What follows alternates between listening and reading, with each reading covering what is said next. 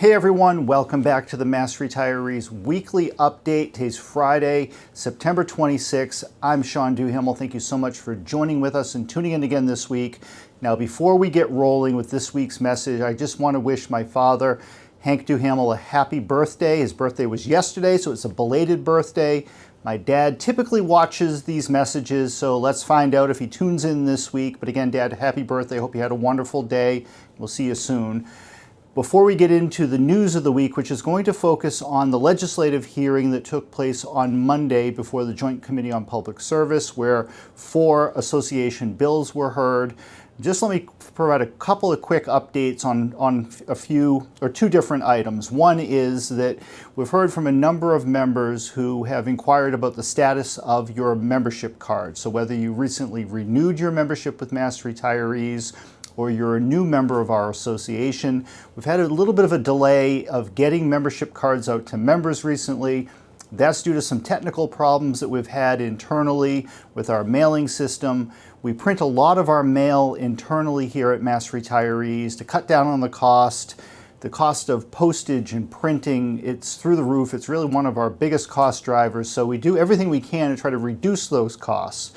But the law of unintended consequences is when something breaks, it can be a little bit difficult to keep things moving in a timely manner.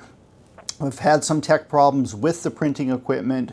We're pretty confident that those issues have been resolved, and our hope is that this coming week we're going to get those membership cards out to all of you.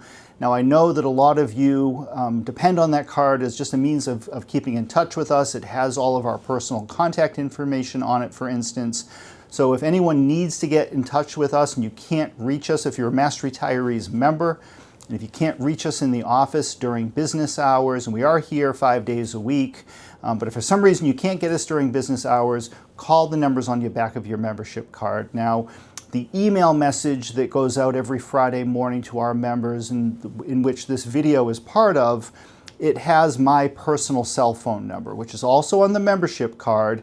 But in case you don't have your card, if you're a new member or an existing member and you misplaced your card, my phone number is contained in today's email message. So if something comes up and you need something from us, do not hesitate to give me a call. That's one of the great strengths and focuses of our association, and it's been a tradition all the way back to our founding in 1968. And that is making sure that our members have access to key association officials.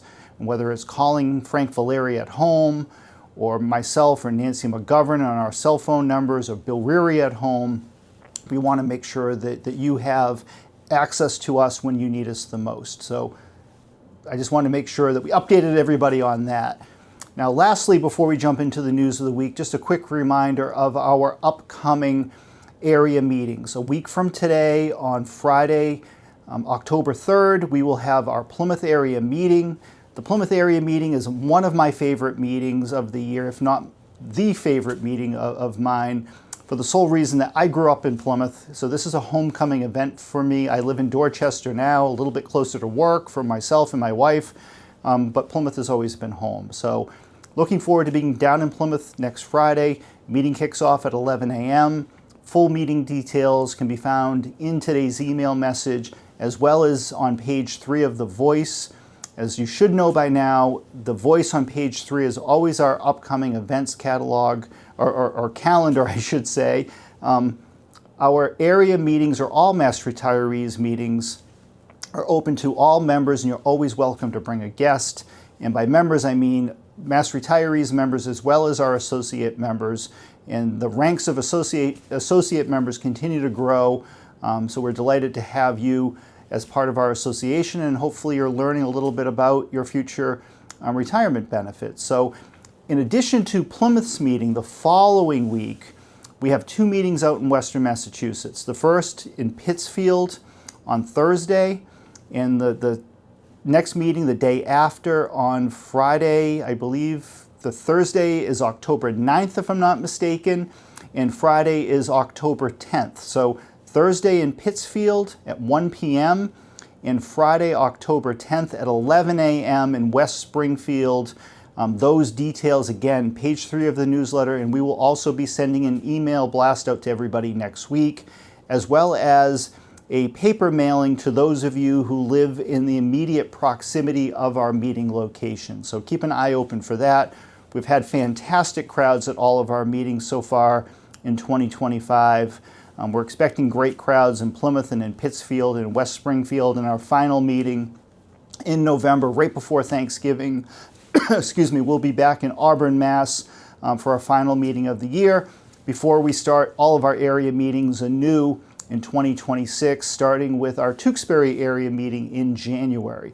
So with that, let me jump into the news of the week. So as I said, on Monday, 4 association bills or proposals, legislative proposals, were heard before the Joint Committee on Public Service. And for those of you who are newer to our association, the Joint Committee on Public Service is the legislative committee with responsibility and oversight over all legislation related to public service, public retirement, civil service. So whether it's your pension, your health insurance, anything related to you as a public retiree generally goes before the Public Service Committee.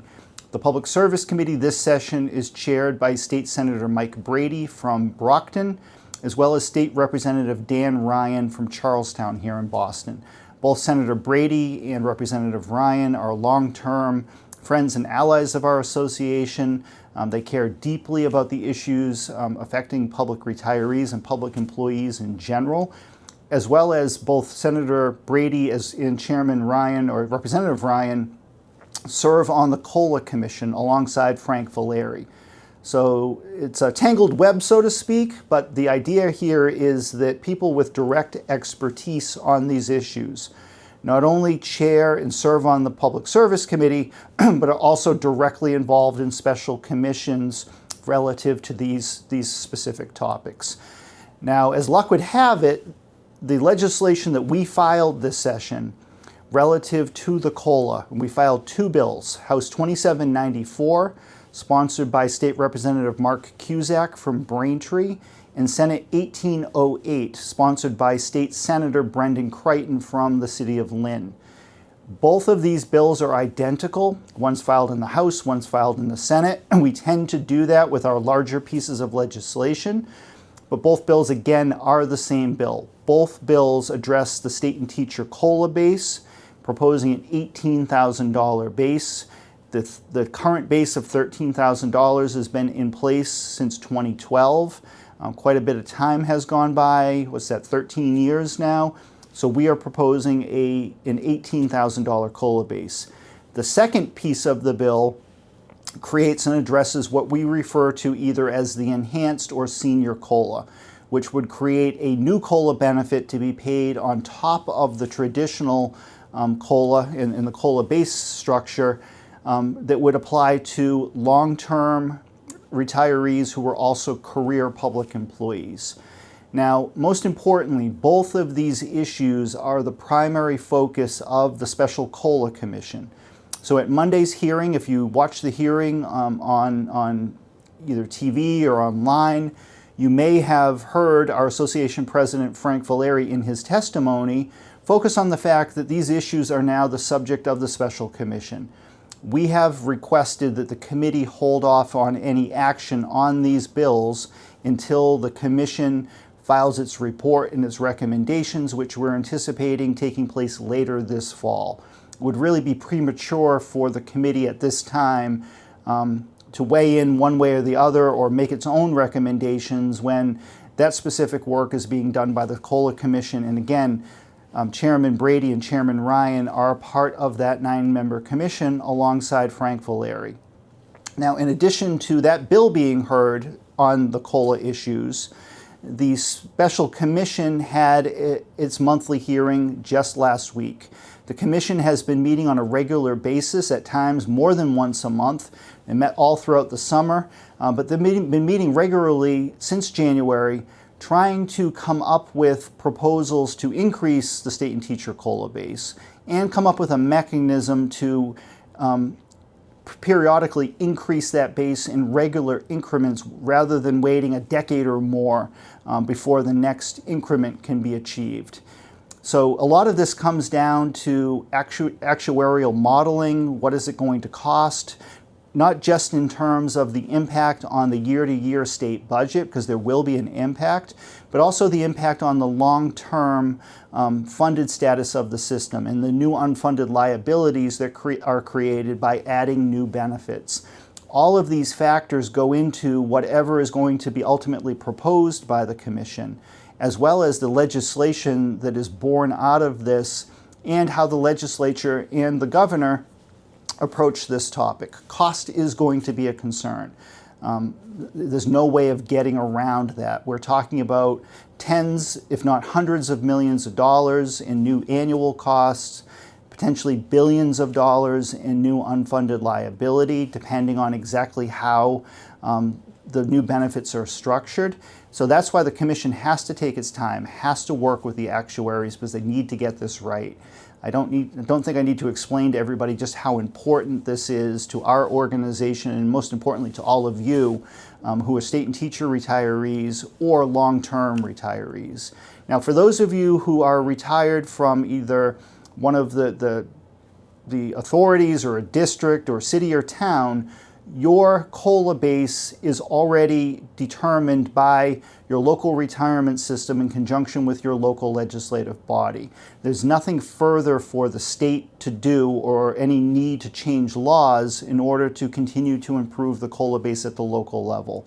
And those COLA benefits locally, as well as for state and teacher retirees, were very detailed in our October newsletter. So go back if you haven't done so already, take a look at that.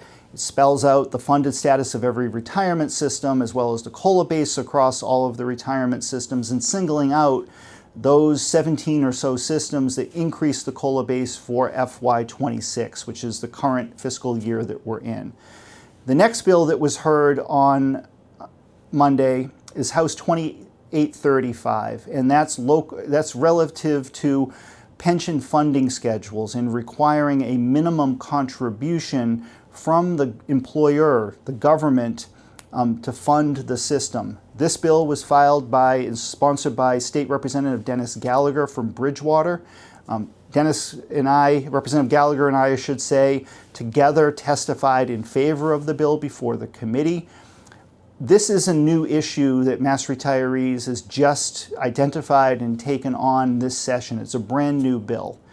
And the reason why it has surfaced now is that, as you, again, hopefully read in the October newsletter, we have a growing number of our 104 public retirement systems either at or very close to fully funded status. And over the next 10 to 15 years, all of our public retirement systems in Massachusetts, barring some great financial collapse, will achieve fully funded status. And again, some of them, probably at least 20 to 25, if not more, by the end of this decade, by 2030, will be fully funded or even have a surplus of money available in the retirement system. Well, when the modern pension systems and our funding schedules and the funding mechanisms were created back in the 1980s, no one really could have imagined way off, 4 decades into the future of what the requirements would be and what the structure would need to be to maintain funded status going forward and to make sure that benefits could continue to evolve and improve over time. But there's nothing in the law that requires the employer, so the government, so whether it's the state or local governments, to continue to pay their share into the retirement system once fully funded status has been reached and there's a surplus. So even though there's going to be what they call normal cost, ongoing cost, just the accrual of benefits day to day as active employees earn their benefits, as COLAs are paid, as new benefits come online, like increased COLA bases, that creates a new unanticipated cost. Well, that all goes into the normal cost calculation, along with the monies that are contributed by active employees. And this is a very important point. Today's active public employees here in Massachusetts pay some of the highest contribution rates paying for their pensions out of any public employees in the entire country. As a matter of fact, I believe our state police here in Massachusetts, who contribute a flat 12% into the state retirement system, might just be the highest contribution rate in the country. If there's any higher than 12%, I'm not aware of it. Public school teachers today contribute a flat 11% of their salary into the retirement system. And across state and local government, for most other active public employees, the average is just over 10% annually paid into the retirement system. It is incredibly unfair and just not right to allow our active workforce to be paying into the retirement system at those levels year after year after year, if on the other side of the street, the employer or the government can simply walk away from their responsibility and pay nothing into the system. This is an issue that we need to get out in front of now. We need to figure out a solution. And it's a very important point also that we keep in mind that Massachusetts is a non-Social Security state. Our public retirement systems are your version of Social Security, even though many of you do qualify for benefits either through private sector work that you took part in when you were actively working, or are receiving a small spousal or survivor benefit from Social Security. The fact remains that our public pension system, particularly for career public employees, is your Social Security. If we were part of the Social Security system, there would be a flat 6.2% contribution from the employees and the employer into Social Security. Right off the top, 6.2% of payroll would go into the Social Security system.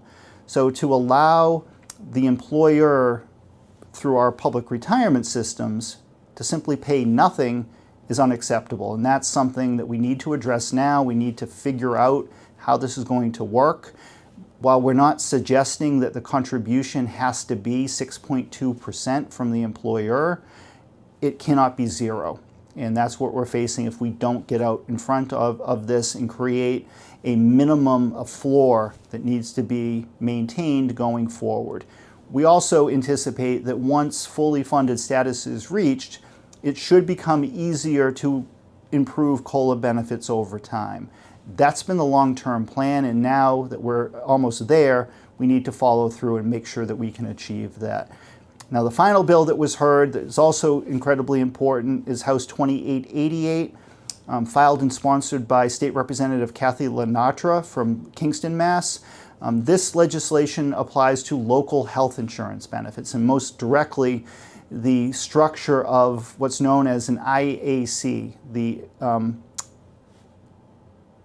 Insurance Advisory Committee. I drew a blank. There's a lot of material here, and I'm just about to wrap up. So at the local level, you can either have, or sometimes in conjunction, an Insurance Advisory Committee, which is made up of employees and a retiree representative, and the Public Employee Committee, the PEC, which is put in place to negotiate with cities and towns over health insurance benefits. Now, an IAC is not in a position to negotiate, it's simply advisory. Under an IAC, traditionally, the retiree representative is appointed by the local government, by the mayor, by the city manager, by the board, by a town manager, and that individual is not always reflective or representative of the retirees in that community as a whole. Under the public employee structure, Mass retirees by law has the legal authority to appoint the local retiree representative on the local PEC.